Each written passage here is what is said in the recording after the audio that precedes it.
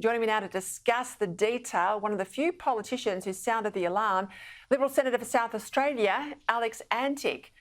Alex, I've mentioned how underreported this is. It's not underreported if we look at your speeches in the Parliament, the media you have done. You have been indefatigable. You've managed to bring together a group of around 14 cross-party parliamentarians. You're trying to get the government not to sign us up to this treaty. Update us on that, but give us a sense of what your biggest concerns are here. Yeah, well, thanks, Peter. And look, thank you for raising the alarm in the orbit of the mainstream media as well, because you're absolutely right. This has been entirely underreported. You know, it seems the domestic mainstream media are fascinated by matters of relative trivia, while the big show is playing out above us at global level. So that is a very important thing.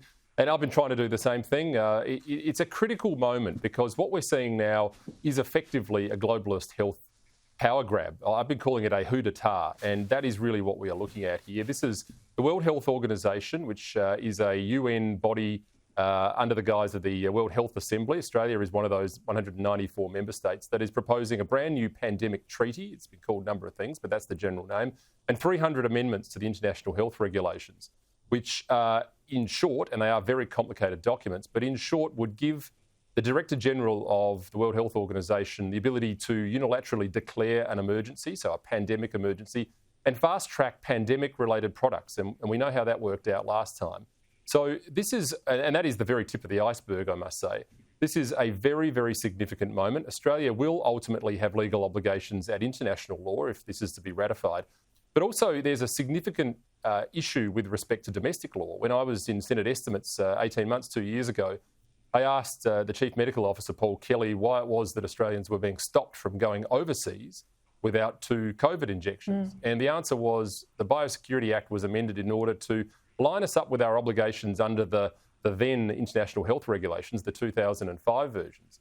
And so you can see how, if this is ultimately ratified, there's no real limit to the obligations that will be put on the Australian Parliament to legislate to keep their obligations alive under that international health instrument. So this is a very, very significant moment.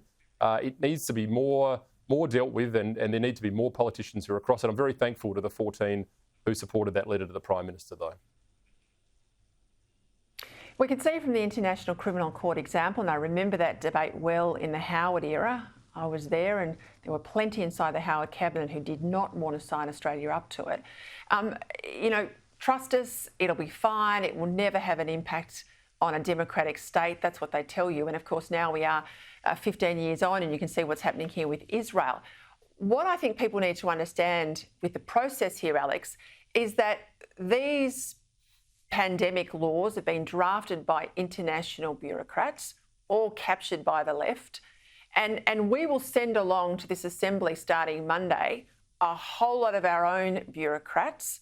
They will get this to the point that it will be signed by Australia, and it won't come into force until it gets rubber stamped through the Treaties Committee. There'll be no debate in the Australian Parliament. There'll be no questions asked of the Australian electorate. Do you want to give away your sovereignty like this? I think people need to understand, unlike the United States, where the treaty has to have a lot more political input, in Australia, we sign off on these things far too readily. It's exactly right, Peter. And of course, what will happen if it's ratified, and those negotiations are underway, it will start next Monday, the actual voting period for the World Health Assembly. But what will happen is it will have to come through that treaty committee, which is dominated by the left. It'll then come to both houses of Parliament. And of course, that's the excuse that's always used. We're not giving away our sovereignty. The Australian Parliament is sovereign. But as you quite rightly pointed out in your article, those are rubber stamp jobs. These international treaties are always passed by the Parliament. And then it will become law. And this is what we talk about when these pandemics or other emergencies happen. We talk about this turnkey society. People turn around and say, I don't remember ever asking for mandates or for surveillance or for whatever the issue is. And before you know it, those powers have been bricked in. Well, this is what's happening. This is what will happen in the next occasion there is a pandemic or a global health crisis.